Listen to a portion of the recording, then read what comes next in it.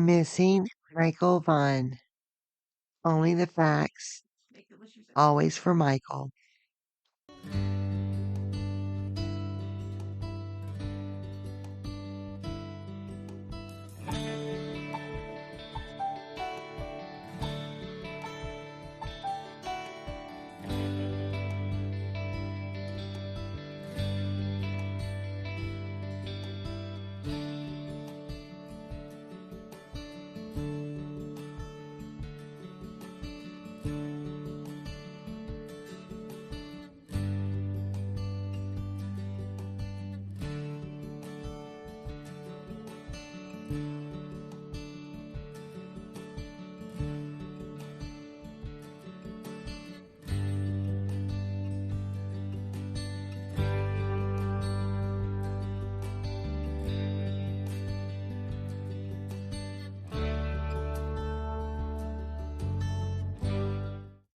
South American President Nelson Mandela once said, "Together as a nation, we have the obligation to put sunshine into the hearts of our little ones.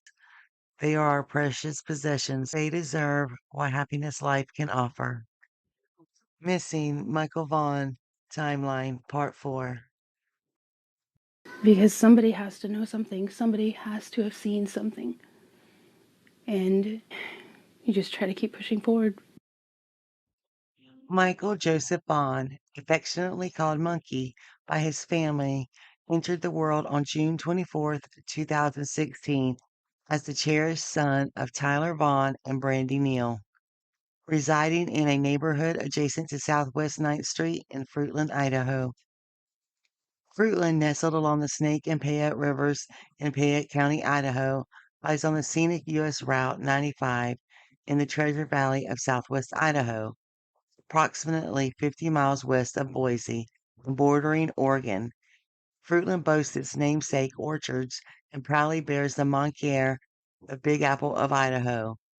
As per the 2010 census, the city's population surpassed 4,500 residents. On a warm day on July 27th, 2021, Brandy, amidst a stretch of consecutive workdays, anticipated a few upcoming days off for much needed relaxation and quality time with her children.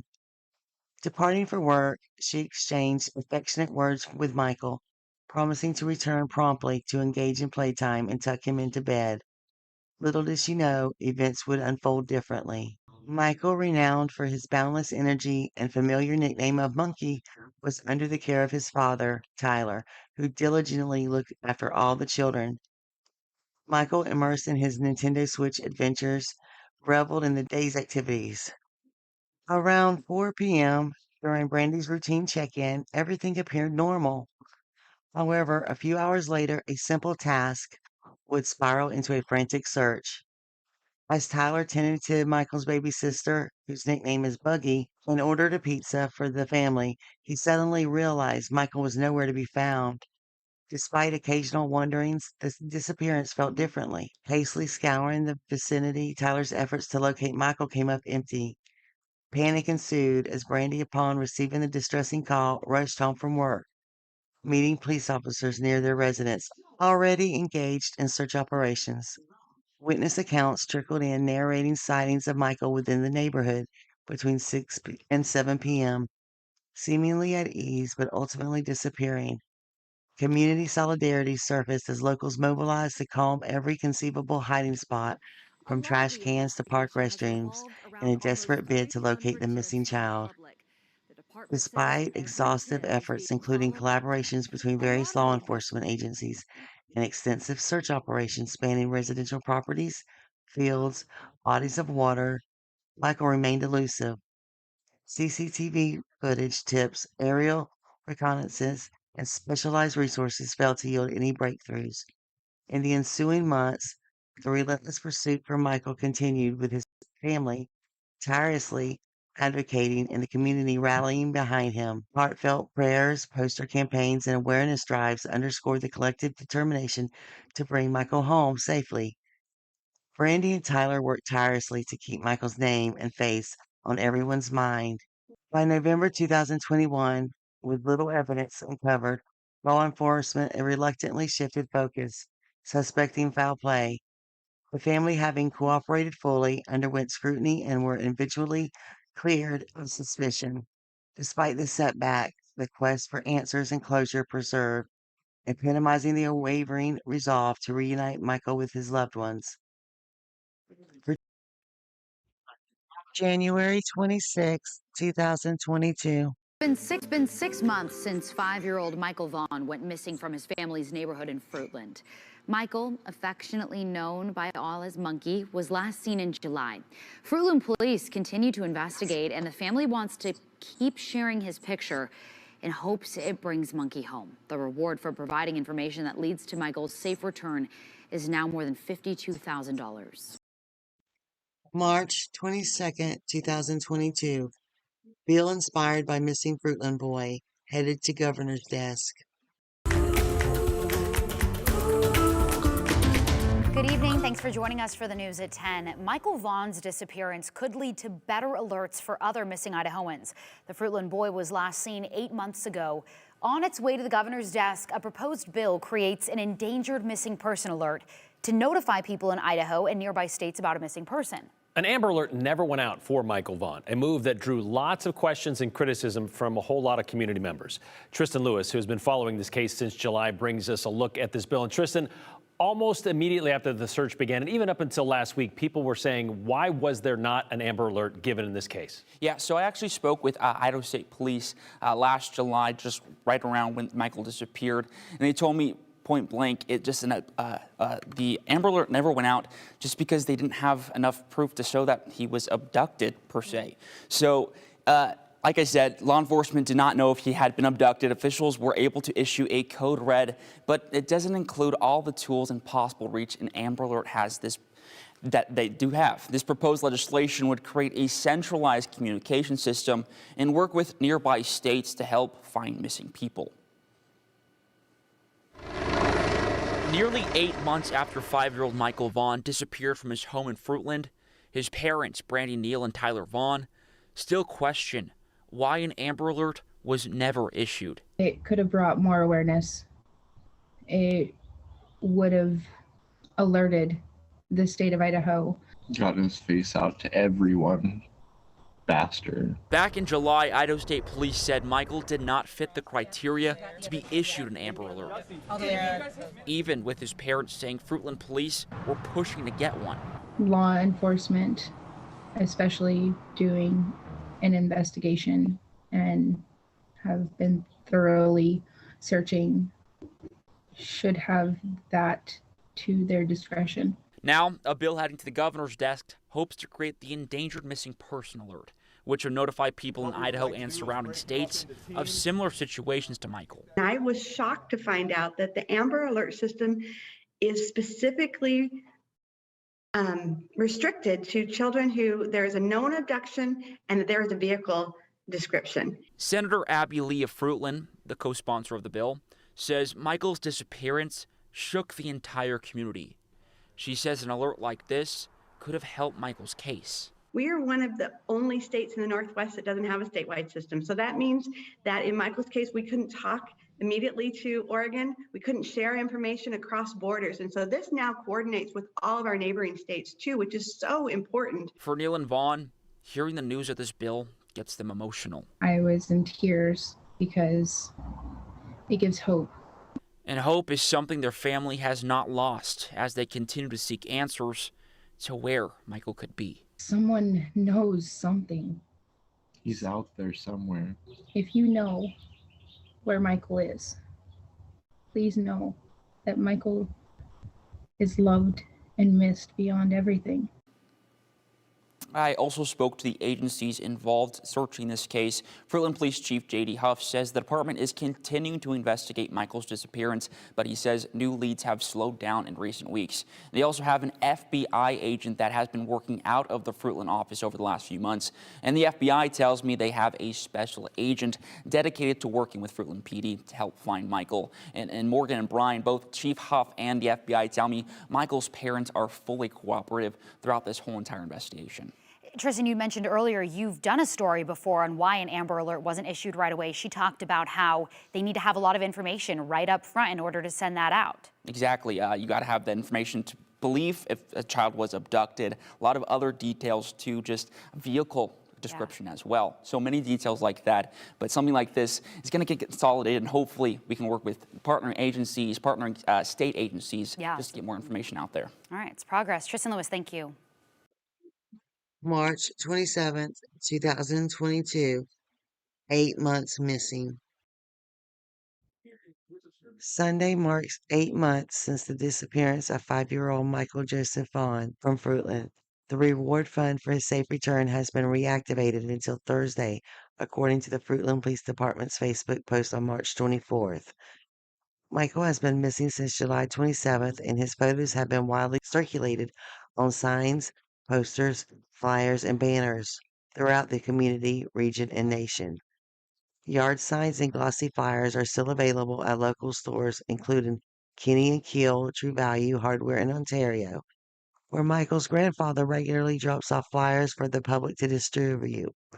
On Friday afternoon, the last yard sign had already been given out, but flyers were still available at the front counter. The latest update states, "We are working through newly obtained data from that time frame and are hopeful that will produce new leads." Initially, police did not confirm if Michael was believed to have been abducted, keeping all options open. They noted that without a suspect or vehicle, an Amber Alert could not be issued. However, the potential crime abductions aspect became our primary focus several months ago. Extensive searches by water, air, and ground have been conducted by professional search and rescue units with canines, law enforcement agencies, and community volunteers, but no coordinated ground searches are planned unless new credible tips emerge. Police have received nearly 850 leads, most of which have been cleared. The reward fund for Michael's safe return stands at $52,860, with donations appreciated. The fund is periodically reactivated to maintain accountability and urgency. Individuals with credible information are urged to report it immediately. The Fruitland Police Department expressed gratitude to local media for spreading Michael's story nationwide and asked the public to share only the official poster from the Fruitland Police Department and the Idaho Missing Persons Clearinghouse. The official poster is available online. Michael has been listed on the Idaho Missing Persons Clearinghouse since the night he vanished and remains on the endangered records list. The public is encouraged to keep Michael, his family, and investigators in their prayers. The Fruitland Police Department thanked those who support Michael's family and law enforcement efforts, emphasizing the importance of avoiding conjecture and focusing on finding Michael. Bittersweet. Governor Little signs law inspired by missing Fruitland boy, April 27th, 2022. Brad Little today signing Senate Bill 1378 into law. It's also known as Monkey's Law. That's the nickname for Michael Vaughan. He's the 5-year-old boy from Fruitland who's been missing now for 8 months. No alert was issued when he came up missing. This bill corrects that. Passed Idaho's first ever endangered missing persons alert, what we call Monkey's Law. Monkey's Law established an emergency alert system that lets us send out alerts parallel to the Amber Alert system, so that no other family will have to suffer the anguish of not seeing an alert when an endangered missing person or child is kidnapped. This is monumental to Idaho law enforcement. I just want to make sure that everybody understands how big that is for us. Now, Chief Huff says they continuously are working on finding Michael. Tips are still coming in. By the way, Michael's parents were there today for the signing of the bill. And here again is a picture of Michael. He's 5 years old, 3 feet 7 inches tall, weighs about 50 pounds. If you know something that could bring Michael home, email the tip to findmichael@fruitland.com. Michael's disappearance and the grief his family was facing was noticed by Governor Brad Little of Idaho, and on April 27th, 2022, he signed Monkey's Law into effect. The law established a new endangered missing person alert that runs parallel to an Amber Alert. This type of alert will help catch Those cases that don't meet the strict criteria of a full Amber Alert, like Michael's case didn't. Monkey's Law created the Endangered Missing Persons Alert (EMPA) system, a statewide alert mechanism that can be activated when a person is reported missing and is believed to be in danger, regardless of whether there is evidence of abduction or foul play. Idaho's Monkey's Law revolutionizes how the state responds to missing persons cases. When 5-year-old Michael Joseph Vaughan disappeared from his neighborhood in Fruitland, Idaho, on July 27, 2021, the heartbreak that followed was felt statewide. Known lovingly by his family as Monkey, Michael's case exposed a devastating flaw in the system. There was no mechanism to immediately alert the public when a child is missing, but not confirmed abducted. That changed in 2022 with the passage of Senate Bill 1378, now known as Monkey's Law. What is Monkey's Law? Monkey's Law established the Endangered Missing Persons Alert (EMPA), a state-run alert system that allows police to quickly notify the public when someone is missing and believed to be in danger. The EMPA can be activated without requiring evidence of abduction or waiting for an investigation to develop. Instead, it's designed for what truly matters in a crisis: speed, urgency, and prevention. Key features of the law: immediate activation. Law enforcement can issue an EMPA as soon as a person is reported missing and believed to be endangered. No need to wait 24 hours or for signs of foul play. Applies to more than just children. Monkey's Law is named in honor of a child. The alert system can also apply to vulnerable adults, including individuals with cognitive disabilities or health risks. Widespread notification. EMPA alerts can appear on TV and radio broadcast, highway signs, digital billboards, social media, and local news feeds. Before Monkey's Law, Idaho followed a model common in many states. Unless there was a verified evidence of an abduction, public alerts like the Amber Alert were not triggered. This left a dangerous gap, one that potentially cost families precious time when they needed it the most. The most critical change, the law eliminated the 24-hour delay that often prevented officers from acting swiftly on missing persons cases. Brandy Neal's push for change. Behind the law is a grieving mother turned advocate. Brandy Neal, Michael's mother, testified, campaigned, and met with lawmakers to push for reform. We didn't have time to wait. No family does. This law is about acting before it's too late, she said in one hearing. Brandy's efforts helped unite bipartisan support for the bill. It was signed into law by Governor Brad Little in 2022. It has been hailed as one of the most compassionate and common sense public safety reforms in recent Idaho history. If you live in Idaho and a loved one goes missing, you no longer have to wait. Call 911 immediately. Ask if the case qualifies for an endangered missing persons alert. Don't assume the situation has to meet a checklist. Law enforcement now has discretion to act based on risk. While Monkey Michael Vaughan remains missing, his story has already made a difference. Through Monkey's Law, Idaho has committed to faster action, wider alerts, and stronger protections for every missing person case moving forward. It's more than a bill, it's a promise. Idaho won't stand still when someone disappears. We do not know where Michael is, but we do know this: he matters. Michael Joseph Vaughan was just 5 years old when he disappeared near his home on 9th Street in Fruitland, Idaho. He was wearing a light blue Minecraft t-shirt, dark blue boxer briefs, and flip-flops. He has blonde hair, blue eyes, and was simply looking for someone to play with. It has been 4 years since July 27th, 2021. 4 long years of unanswered questions, quiet birthdays, and unimaginable pain for his family. And yet through every moment of heartbreak, their love for Michael has remained unshakable. Their strength has never faltered. Michael is not a statistic.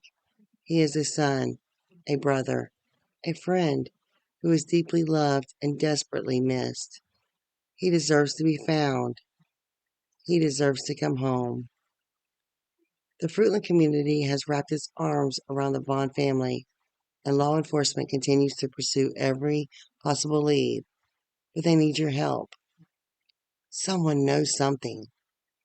If that someone is you, speak up. Even the smallest piece of information could bring answers to a family who has waited for far too long. Please call or text 208-343-COPS or email findmichael@fruitland.org. Please don't let silence stand in the way of justice. Share Michael's story. Keep his face in the light. Keep hope alive.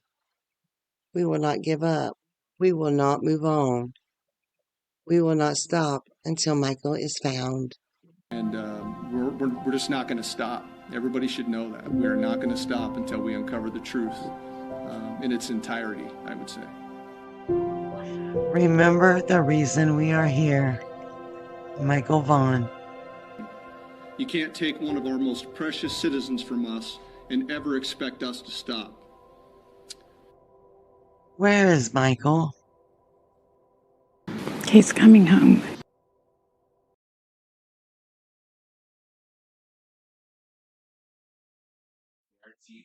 The Roundtable presents Spotlight on the Vanished. Real stories, real children. Why did Asha Degree leave home that night? Valentine's Day, 2000. 9-year-old Asha Degree quietly packs a book bag in the middle of the night, slips out of her Shelby, North Carolina home, and disappears into a cold pounding rain. Drivers see her walking alongside Highway 18.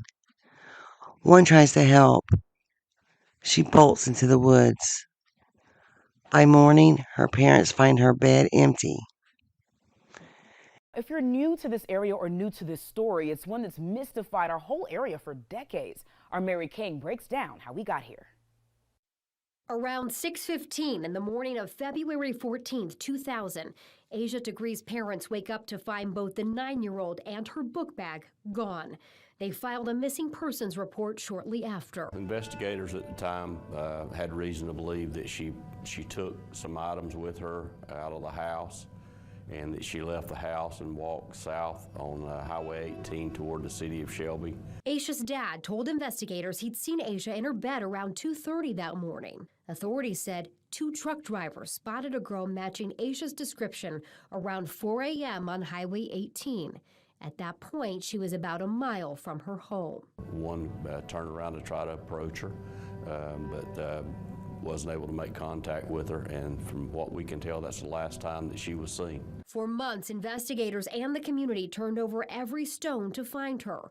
Then in August of 2001, her book bag was found 30 miles away, buried in the ground in Burke County. Investigators said Aisha's book bag belongings were sent to a FBI lab in Quantico. But years would continue to go by.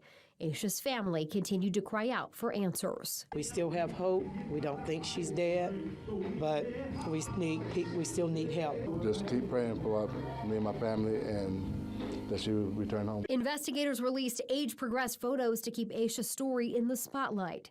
Then in 2016, investigators released new evidence, a dark green vehicle of interest they believed Aisha may have gotten in on the morning of her disappearance. And it was occupied supposedly 2 times on the day of her disappearance, and it had been discovered through legwork by Sheriff's Office investigators along with the federal government. In 2017, in an effort to generate new leads, investigators brought in a special FBI team to recreate the early morning of Aisha's disappearance. Here's what investigators said about leads at the time. There are multiple people of interest that we've looked at over the years and continue to look at, and new names still arise. And in 2018, detectives released pictures of 2 items found in Aisha's book bag that did not belong to her. There was a New Kids on the Block concert t-shirt that was in the book bag, along with the library book that was from Aisha's elementary school, but it was not checked out by Aisha. In recent years, investigators have been hopeful that new technology could help crack the case. For one thing, technology has advanced quite a bit over the years, and I still think there's some things that we can do to try to help us find those answers, and I really believe that we're going to find out what happened to her. And as we've talked with Aisha's family through the years, they've repeatedly told us they're holding on to that hope. After 20 years, I still believe my daughter is alive. I do not believe she's dead. And I know somebody knows something.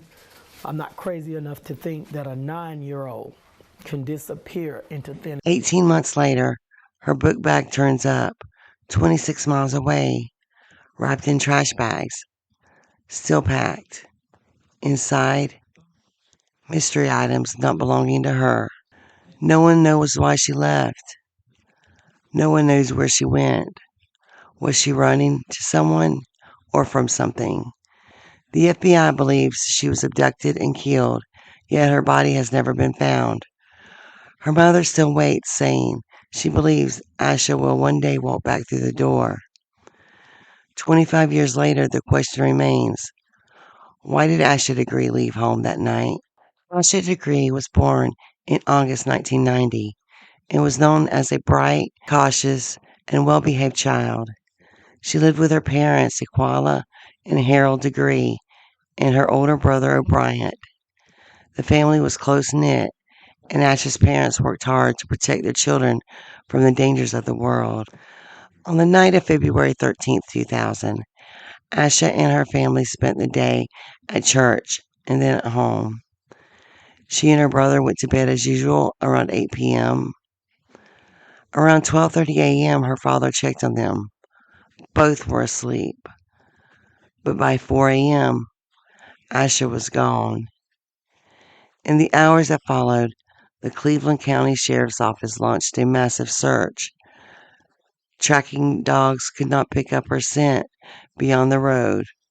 Witnesses reported seeing her between 3:30 and 4:15 a.m., walking alongside Highway 18 in the pouring rain, wearing a long-sleeved shirt, jeans, and carrying a small book bag. One driver turned around to check on her, but she ran off into the darkness. Despite extensive ground and air searches, there was no trace of her. The first real break came 18 months later, in August of 2001, when her book bag was discovered buried along Highway 18 near Morgantown, 26 miles away. It was wrapped in 2 trash bags. Inside were her personal belongings and some items investigators say did not belong to her, including a t-shirt from a nearby youth basketball team. For years, the case went cold. In 2016, the FBI re-examined evidence and released new leads, including the report of a possible sighting of Aisha getting into a dark green 1970s Lincoln Continental or Ford Thunderbird. Then, in 2024, another lead emerged when investigators seized a green 1964 AMC Rambler, possibly connected to her disappearance. Back in the headlines. A massive search of a Cleveland County property enters day 2, and we are live over that scene right now with Chopper 9 Sky Zoom. You can see law enforcement standing in what looks like a field next to a wood line, next to a blue tent that they put up in just the last hour. Now, after hours of unanswered questions, new video ties this back to the 9-year-old's disappearance from 24 years ago. That car, very similar in color and age as the pictures of cars on the right here that the FBI said Aisha may have gotten into based on witness accounts. Now, for 24 years, a family, a community, and police have been wondering, many people have been pleading about what happened to 9-year-old Aisha Degree. Well, now they could be a step closer with what happened today. Still, there have been no arrests and no signs of Aisha. Nearly 25 years have passed since 9-year-old Aisha stepped into the storm and vanished. She wasn't a troubled child. She wasn't fighting with her family. She was doing well in school, active in sports, and surrounded by people who loved her. Yet in the dead of night, she gathered her belongings and walked away from everything she knew. The clues are few but haunting. A book bag found miles away, wrapped in trash bags with strange items inside. Possible sightings of her getting into a vintage car, and no answers to explain why she left her warm bed on that cold, rainy morning. Her family has never given up hope. Asha's mother, Aquila, still believes her daughter is alive. She says she will never stop searching and never stop believing that Asha will come home. If you know anything, no matter how small, please contact the Cleveland County Sheriff's Office at 704-484-4822 or the FBI. That one piece of information could finally bring Asha home. Until then, her story remains one of the most haunting missing child cases in America. And the question will always remain, why did Asha Degree leave home that night? Breakthrough in the 1996 Trudy Appleby case. Moline, Illinois. After 29 years of unanswered questions, authorities have announced a major development in the disappearance of 11-year-old Trudy Appleby. A Henry County grand jury has indicted Jameson Albert Fisher, age 50, on 3 counts of first-degree murder and 1 count of concealing a homicidal death. Fisher is currently in custody in Iowa and awaiting extradition to Illinois. Trudy vanished on August 21st, 1996, after leaving her driveway in a gray vehicle with an unknown man. Despite decades of search and vigils, she was never found. Police now believe Fisher kidnapped and killed her, concealing her remains. Moline Police Chief Darren Galt called the indictment a long-awaited step toward justice. The Appleby family, who have kept her memory alive each year with the community vigils, say they are holding on to hope that this arrest will finally bring answers. The investigation remains active and authorities continue to search for Trudy's remains.